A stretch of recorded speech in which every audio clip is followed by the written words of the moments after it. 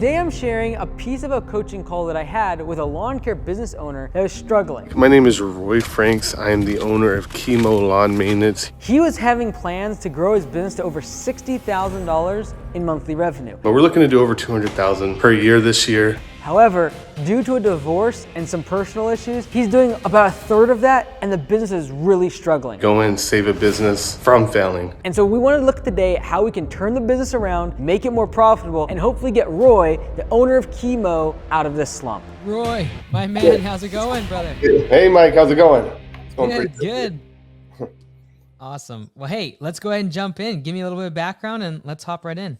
Yeah, absolutely. So this is my second lawn care business. I had one in 2017. I built it up to 250,000 in revenue, and with no systems in place, just I had a Kindle and a calendar, and that's how I did all my CRM was a Kindle and a calendar. So then after like 3 years, I got burnt out, tired of it, moved to California, did an engineering job for a couple of years, and met my family there, and then brought them back here to Alabama to start another lawn care company, just because that's what I knew how to do and I could do it fairly well. So funny enough, today is the 1 year anniversary of this company, Chemo. So I started exactly 1 year ago, and really quickly we became the top rated in the city, the highest reviews within a couple months. Like right now, we're still the top rated. We grew to right now I think we're at 20,000 a month in revenue, but we hit a whole bunch of snags. It was supposed to be way better than that. I was projecting it would be about 60,000 per month, and just a lot of things started going wrong this year with everything that we had going on. So I think April we hit 30,000, and then May we're supposed to I think be about 50,000, but then it was April 30,000, May 20,000, and I think we're going to kind of level out at 20,000 right now. And we have 3 trucks, had a couple employees. Now it's just me and one other guy, and that's kind of where we're sitting at right now. Got it. Cool. What can I help with? Obviously, I know it's disappointing when you don't do as much revenue as you want, but like, what do you think's causing that, and what can I kind of help with? Yeah, so a few different things. I mean, obviously, some things probably can't help with. A big thing was my relationship was really affecting the business significantly. So we just recently parted ways, actually last week. It was a pretty rough situation, and it kind of brought everything down because that was my main motivation, was to provide for my family. And once that ended, I was just like, what is the point of doing this anymore? It's kind of how I felt for a couple of days, but I was able to work through that, and now moving forward, my main goal is to get back on track to stay the top rated company, and to grow significantly. Our company is like a breast cancer awareness based company, so I want to be able to do what my initial mission was, and that's to fund a lot of stuff within the city to help a lot of people with mammograms and everything else. So like right now, I just feel like, we've been at it for a year, which is not that long, of course, but at this point, I wanted to already be doing some good in the community, and we're just not there, and I feel like we're kind of getting stagnant. So Okay. yeah. And what sort of do you think is the reason for that stagnation? Like, what can I help with to kind of get over that hump? Yeah. Well, I guess I'm just kind of not sure on next steps. I'm not sure where I'm going wrong. I guess it is the next thing for me. Because like I said, we'll get employees, we'll lose them. And I got one good guy now. And kind of, I put the brakes on. I tried to stop really even accepting new projects and just focusing on just getting through the year. At Because least of the relationship and everything. yeah, just everything just kind of going downhill. So I put the brakes on, and I guess I'm kind of also worried about the winter time, because right now we're doing okay in revenue, but we also have a lot of business debts as well. So I know when the winter time hits, it's gonna be detrimental. I'm assuming. And what's the debt amount now, and then also payments? Yeah. So payment wise, I didn't calculate it, but it's about 100,000. I could probably give you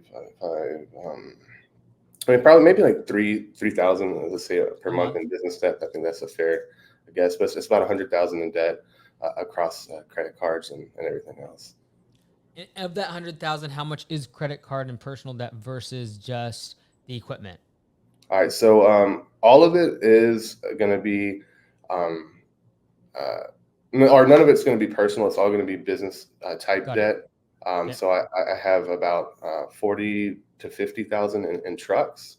Nothing fancy as far as the trucks are concerned. So it just kind of Mhm. adds up that way. And then the other about 50,000 is just with a little bit of equipment and just whatever else went on, like a ramp rack, for example, is part of that, one of those credit cards. Got it. Okay. All right.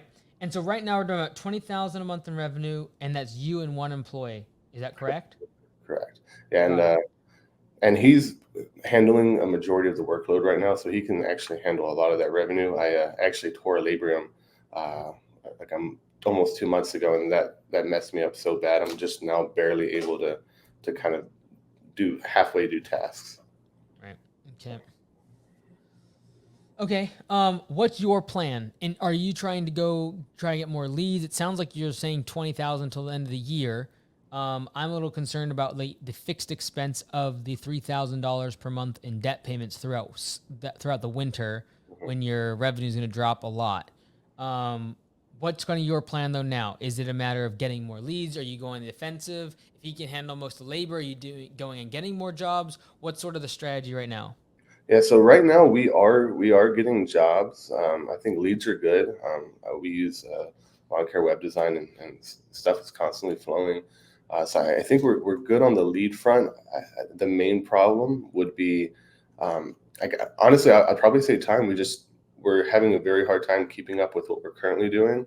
And it sounds like we need another employee, but every time we get somebody on board, it sets us back. It meant like we've done it multiple times, and every single time they'll last a couple weeks, and something goes horribly wrong, even if they last a couple weeks. So, and then on top of that, I don't really think we have the revenue to justify another full time employee either.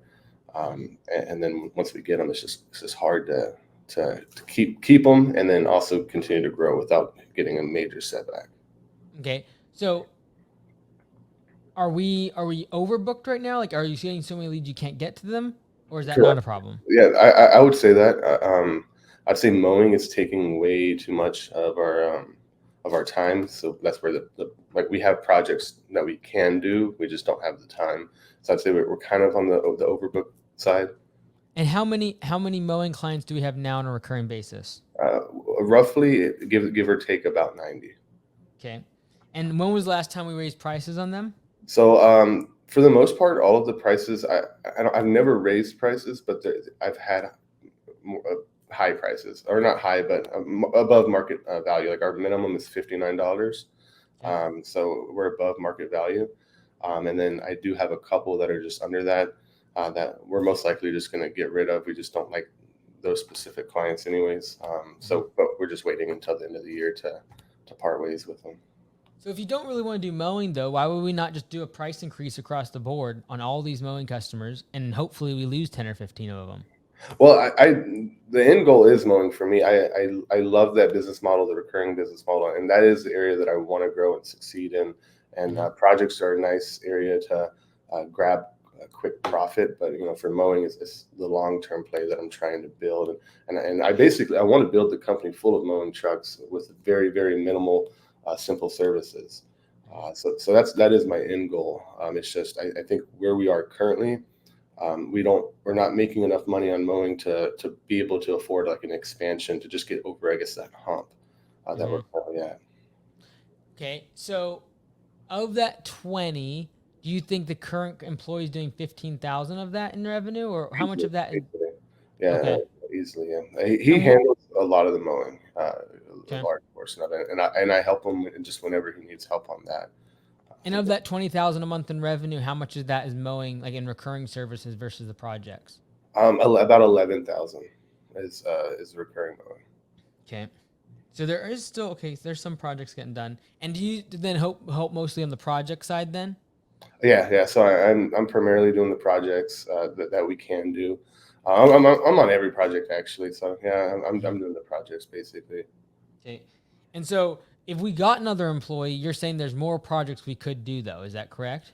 Correct. Yeah. I mean, things are constantly coming in. I mean, while I was waiting for this call, we got a lead for somebody that wants a paver patio, for example. It's Mhm. not really an area that we're in, hardscaping, but I get those kind of requests all the time. So there's a good opportunity to get a lot of landscaping jobs if we had that extra help and we can kind of get through everything. And so you're just kind of gun shy because you've had employees in the past, they work out for a week or two and then something bad happens. Exactly. Yeah, I'd say that's one reason. One thing is I'm terrified I'm not going to be able to afford them, and that's going to would be the worst conversation that we hired you, but we actually can't afford you. From my perspective, that'd be horrible. But also just hiring someone that can actually maintain in the current conditions that we have is really hot and humid and nasty out here, and no matter what we pay or what I pay. It seems it's just it's not enough for people to want to stick around. Mhm. Okay. Do you want to switch to subcontracting if you're getting all these leads, but you're not able to perform on them? That's an option. That's something we could do. I wouldn't. The reason why I started this company initially was just because there's no professionalism in my area of Central Alabama and the surrounding cities. There's not a professional market. People are really bad at showing up or answering their phone. Like all the things that you do to succeed, they don't do, and that's kind of why we started. So I was thinking about that, but I'm worried I won't be able to find companies, if I did subcontract that would actually come in and handle the workload, and then they'll end up destroying our reputation. So on a project, when you get a lead, when they come in, what percentage of those can you actually close? Like what's your kind of general close ratio? I pretty. I'd say about 50%. I was going to say higher, but one and two, and that is mainly just because of our. We're on the higher end of pricing. I Mhm. price them to where if we get them, there's a good chance we're going to make a fair amount of profit. What if you did contract labor for someone who's pretty experienced with landscaping? You gave them a significant amount of money. Like I'm talking like a very very high hourly wage just to help on projects. But it was like they're not an employee; they're only working on projects with you when you have them. And I do that as well. I do have two guys that they're in the construction field. They can only work weekends. There's a little bit of a language barrier. My fiance, she was Hispanic, so she was able to like communicate with them. But now that I don't have her to help me in that area, it's a little bit harder. But we do have two guys that are really good. That I'd pay them about $300 each per day Mhm. for their skilled labor. So we do have that on. Like for example, the paper patio. I'd bring them on, but the only problem is they can only work on the weekends. Got it. Okay. Okay. Do you think there's more of them that you could get more for projects? Because it sounds to me like we have an excess of leads for projects. You're trying to like grow the business, and we have 3 trucks, so we're way below capacity in terms of that is concerned. Yeah, And one truck about so it's seven. really just a bottleneck of finding laborers to perform the work. I would say that. Yeah. Okay. Um, like, have you ever tried to hire someone more like them that's like, but once is willing to work full time during the week? Never. I've never. Well, both of them want to work full time. For me, I just the problem is one, I've already paid them too much, and so that's kind of what they're expecting. And I know I Mhm. couldn't afford them full time. And then the next thing, I don't. I know once like we get close to the winter time, there's just nothing to do here. I got there and I sell really hard, and like when I first started, it was kind of at the end of the season. I'm able to get jobs, but they're just not paying. They're going to be very low profit jobs just to keep us busy. So So what if you just told them though for like, hey, I'm only going to offer this to you for 8 months out of the year. yeah, I mean that might work, and that's kind of something I was planning on talking to them about it in March, I guess, next year, because that's when they wanted to start with me full time. They're going to leave their current construction job. I could definitely throw that on the table. I just then again I just don't know if we'll have the revenue because right now we have 20,000 cash. And I assume by the time we hit winter, it's not going to really go up or down. It's going to kind of stay stagnant at 20,000. But once we hit December, January, February, I think I'm going to get bled dry. And this is just kind of what I'm calculating. I'm going to get bled dry, and then I'm not going to have money to hire or market or really do anything going into the next year. Well, I think it's a matter of like if you have leads that are coming in, you have 90 mowing customers. It's either A, we raise profits by like taking those 90 customers and mowing and raising prices across the board.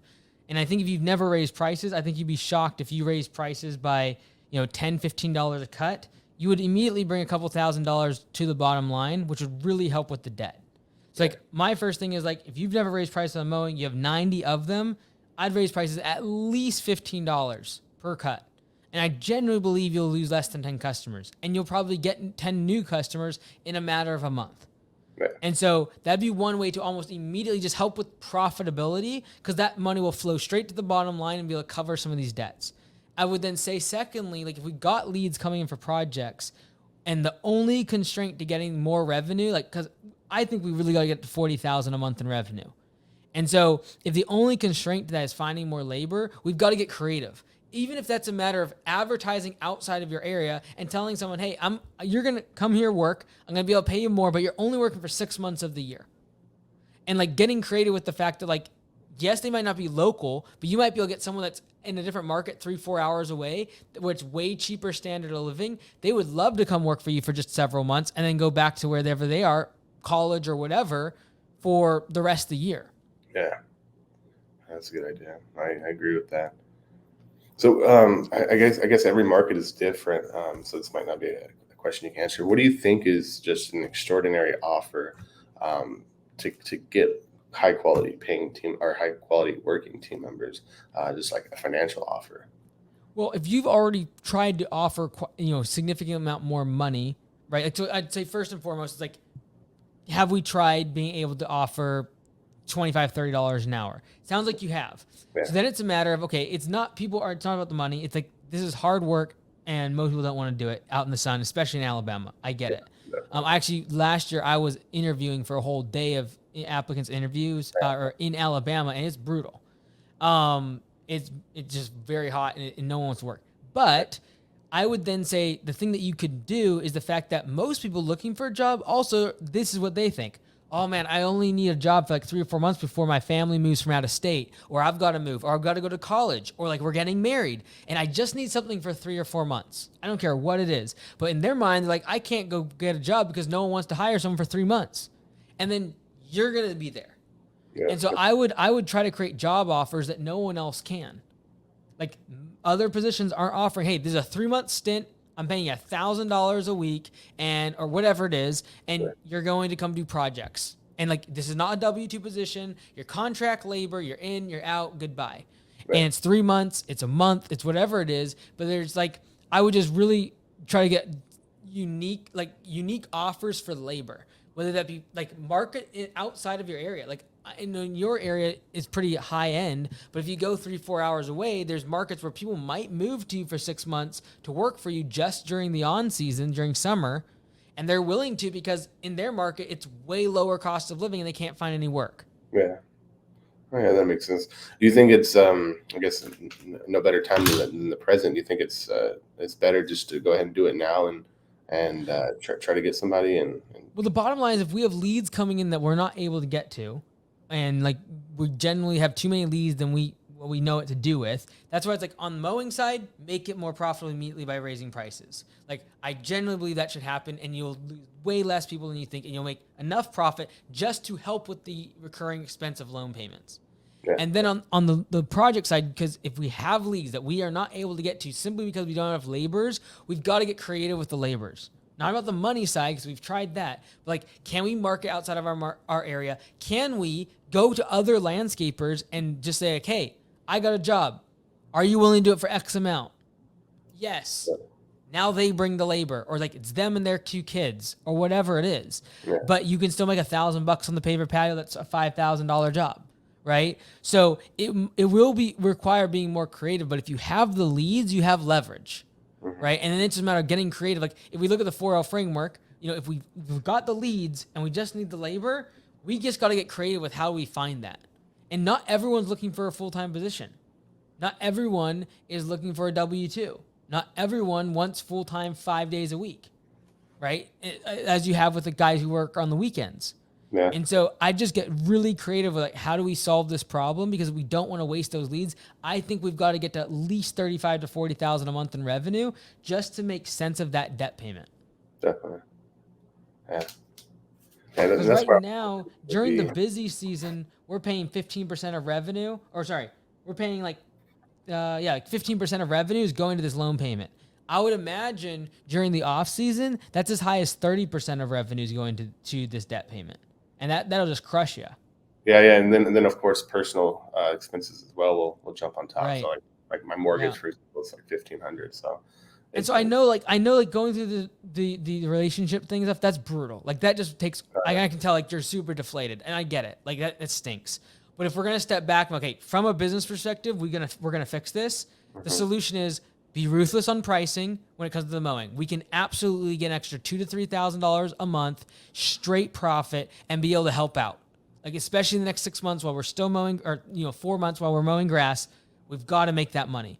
It's gonna be hot. This guy seems like a workhorse, whoever's doing your mowing. So if you give him a little bit of that money, like I'd be all over that. And then we can't let these leads that are coming to you that we already have in our pocket go to waste. We've got to sell them, and then we've got to get creative with how we actually perform the work. And if that means going and finding 5 smaller landscapers in your market that you're like, hey, they're not the best marketers, they're not the best branding, but they can work for me and do the work for a $5,000, $6,000 project, do it for $3,000 or $4,000. And then you're just the manager of that labor. Absolutely. And then do you think like for phones, for example, should I just get like a phone answering service or At this size, just take them yourself. Like if it started to become really bad, I would do something like where when they called in, it's like, hey, press 1 for sales, press 2 for customer service. And then if you're just overbooked with work, let sales go to voicemail and just have customer service coming to you. Okay. And then vice versa. Like if you're like, hey, we need work, great. Have sales come to your phone now, and then let customer service go to your voicemail. Definitely. If it's really bothering you. But at $20,000 a month during peak season, we don't have the money to be spending on admin, especially because there's that fixed cost already of 15% going out to the payment on the loan. Definitely. Yeah, I think it's probably more of a mental thing than anything. Once everything is going on with the phone calls, any kind of complaint would just I know, man. kill me. It's horrible. I know, dude. I know.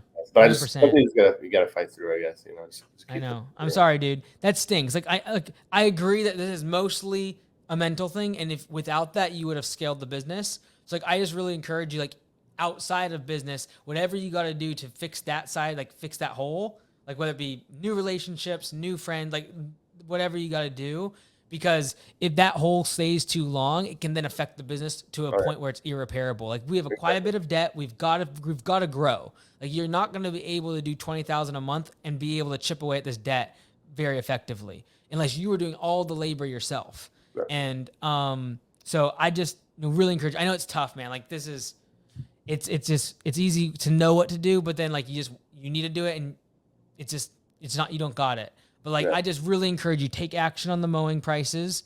Take action on getting creative with how we fix the labor side, and keep your head up. This year, if you can get like, hey, if we can get above 30,000 a month in revenue, we'll be fine.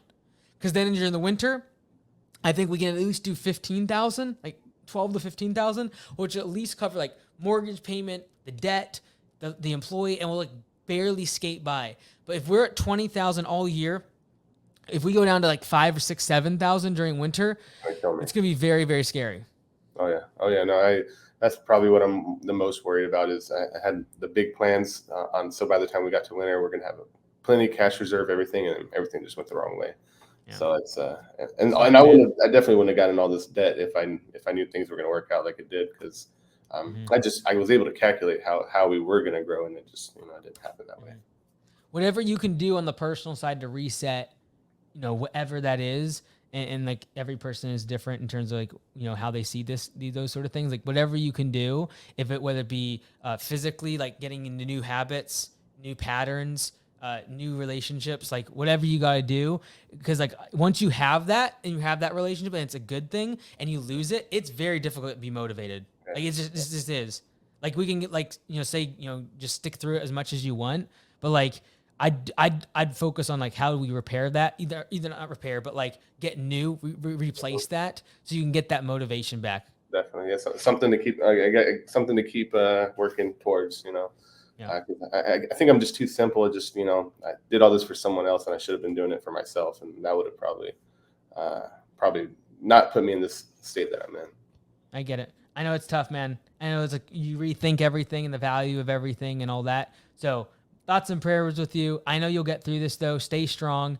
Really focus on those personal aspects too. Because as much as you just want to barrel through, like you obviously have a heart for like whoever you love, and so go find someone else to love, so that you can go back into that mode, and then the business will be fine. But you're right. Like build it for yourself. Like who cares what other people are? What they're gonna do, however they say, whatever. But I believe in you, man. You got this. Appreciate you. Okay, man. You have a great rest of your weekend. We'll stay in touch. All right, thank you.